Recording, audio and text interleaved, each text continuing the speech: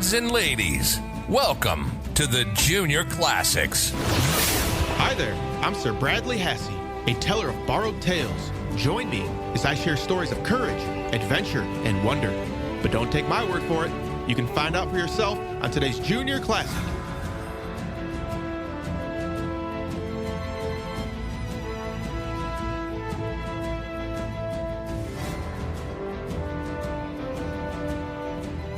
Good day, Junior Scholars. My name is Sir Bradley Hasse, guardian of the written word and your guide through the Junior Classics. Our mission is to preserve the knowledge in the classics before it is lost forever, and inspire children and families to a love of good reading and a lasting interest in Western literature, history, and scholarship. If this is your first time listening, thank you for being here, and a very special thank you to my loyal junior scholars who listen each and every week. Last week we enjoyed a true classic, Little Red Riding Hood.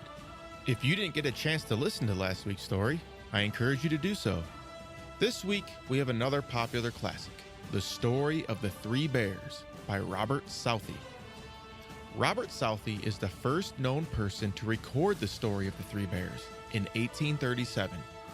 The tale has since evolved into three versions. The original we are reading today.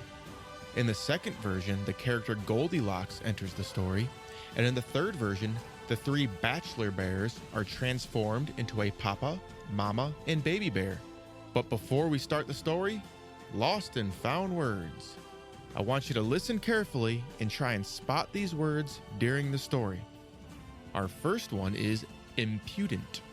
Impudent means to have no shame or modesty, or no regard for others. Basically, you don't care what others think about you in a bad way. Secondly, the word bolster. This is another word for a long cushion or pillow, a bolster. Third, vagrant. A vagrant is a homeless person who wanders about and doesn't work. Next, we have a constable. This is a British police officer, or a police officer of a small town. And lastly, the House of Correction. This is another word or phrase for a jail. Now, on to the show.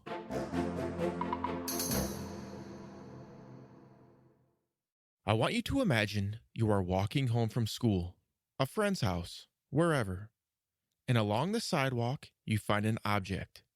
Maybe it's a toy or a bike. Whatever it is in your mind, it is something that you have wanted for a long time. The object doesn't look immediately as if it belongs to somebody. It looks like somebody may have forgotten it there. What should you do? Leave it alone? Take it and claim it as your own? Look around for the owner? In our story today, an old woman is out walking and finds somebody's house. She decides to look into the house. She sees that nobody is home and decides to enter the house without the owner's permission. Whoa, this does not look like a good idea. Well, let's find out what happens.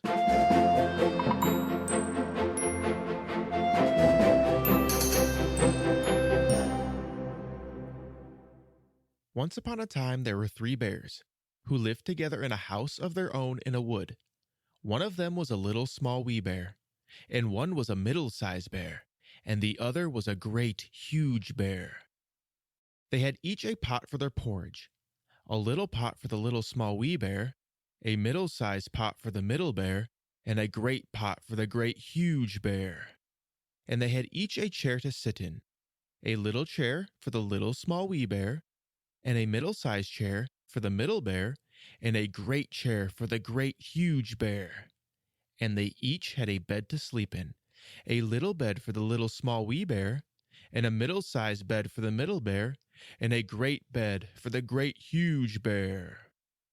One day, after they had made the porridge for their breakfast and poured it into their porridge pots, they walked out into the wood while the porridge was cooling, that they might not burn their mouths by beginning to eat it too soon. And while they were walking, a little old woman came to the house. She could not have been a good, honest old woman, for first, she looked in at the window, and then she peeped in at the keyhole, and seeing nobody in the house, she lifted the latch. The door was not fastened, because the bears were good bears who did nobody any harm and never suspected that anybody would harm them. So the little old woman opened the door and went in, and well pleased she was when she saw the porridge on the table. If she had been a good little old woman, she would have waited till the bears came home, and then, perhaps, they would have asked her to breakfast, for they were good bears, a little rough or so, as the manner of bears is, but for all that very good-natured and hospitable. But she was an impudent, bad old woman, and set about helping herself. So first, she tasted the porridge of the great huge bear, and that was too hot for her, and she said a bad word about that. And then she tasted the porridge of the middle bear, and that was too cold for her, and she said a bad word about that too. And then she went to the porridge of the little small wee bear, and tasted that, and that was neither too hot nor too cold, but just right, and she liked it so well that she ate it all up. But the naughty old woman said a bad word about the little porridge pot, because it did not hold enough for her. Then the little old woman sat down in the chair of the great huge bear, and that was too hard for her. And then she sat down in the chair of the middle bear, and that was too soft for her. And then she sat down in the chair of the little small wee bear, and that was neither too hard nor too soft, but just right. So she seated herself in it, and there she sat till the bottom of the chair came out, and down she came, plump onto the ground. And the naughty old woman said wicked words about that too. Then the little old woman went upstairs into the bedchamber in which the three bears slept. At first she lay down upon the bed of the great huge bear, but that was too high at the head for her.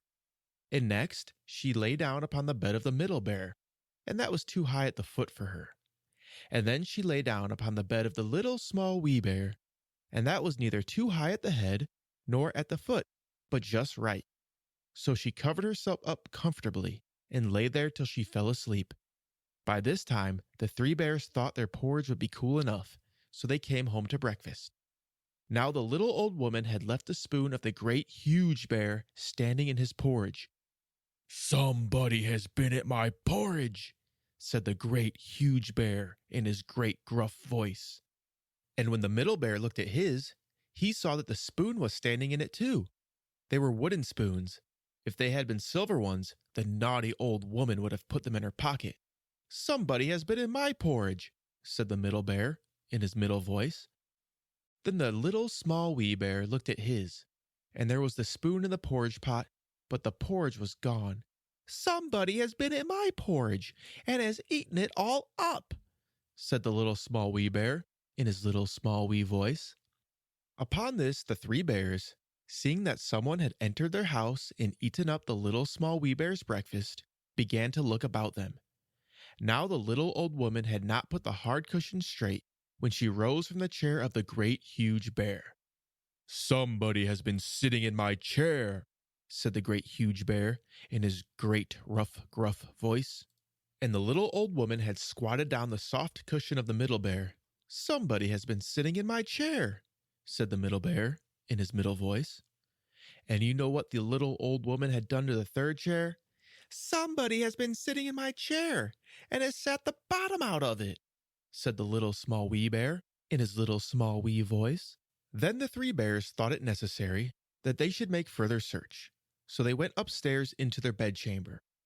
The little old woman had pulled the pillow of the great huge bear out of its place. "Somebody has been lying in my bed," said the great huge bear in his great rough gruff voice. And the little old woman had pulled the bolster of the middle bear out of its place.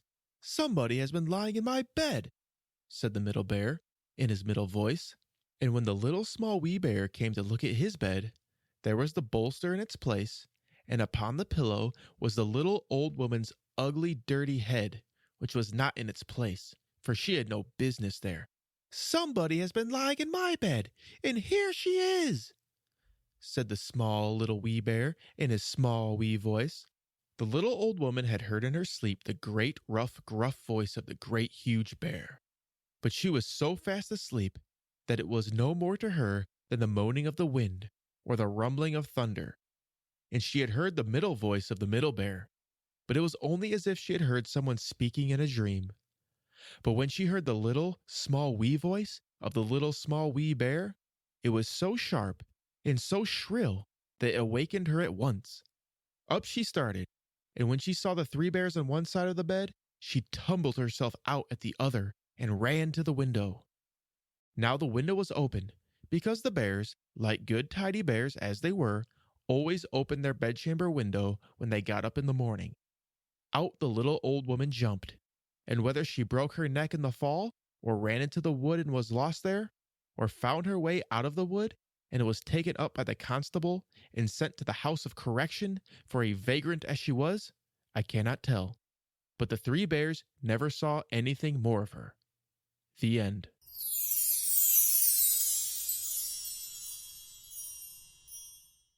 Let's go over the decisions the dishonest woman made in the story. First, she went into the bear's house without permission. Then she stole their food and ate it. Then she destroyed the little bear's chair. And lastly, she decided to go to sleep in the little bear's bed, which is just kind of creepy. The old woman used or took things that did not belong to her. Today's lesson is simple, and you probably already know it. Don't take or use things that don't belong to you. If you do, that is called stealing. You may get away with it a few times, maybe many times, but eventually you will get caught. Also, you never know who you're messing with. If you mess with the wrong person, it might be as bad as having a family of angry bears attack you. That's all for this week, Junior Scholars. As always, I am Sir Bradley Hasse. Be brave, be loyal, and speak the truth. Now, for you parents out there, I want you to understand why we are doing this, what we are trying to achieve, and how you can help us. This is a rescue operation to preserve the classics and the wisdom within before it is lost forever. Our goal is to inspire children with a love of good reading by safeguarding and breathing new life into the greatest stories in history, and empower you, the parents, with a resource you can trust to enrich your child's mind and spirit. We don't want these stories and the wisdom within to be forgotten, so our children don't have to learn these lessons on their own. The most important thing you can do for us is to spread the message and tell others about these stories and what we are doing. If you want to donate, we would love that as well. My promise is that 100% of donations will go to building the impact and quality of the Junior Classics. If you have feedback and thoughts on how we can do things better, please send an email to thejuniorclassics@gmail.com. Thank you for listening.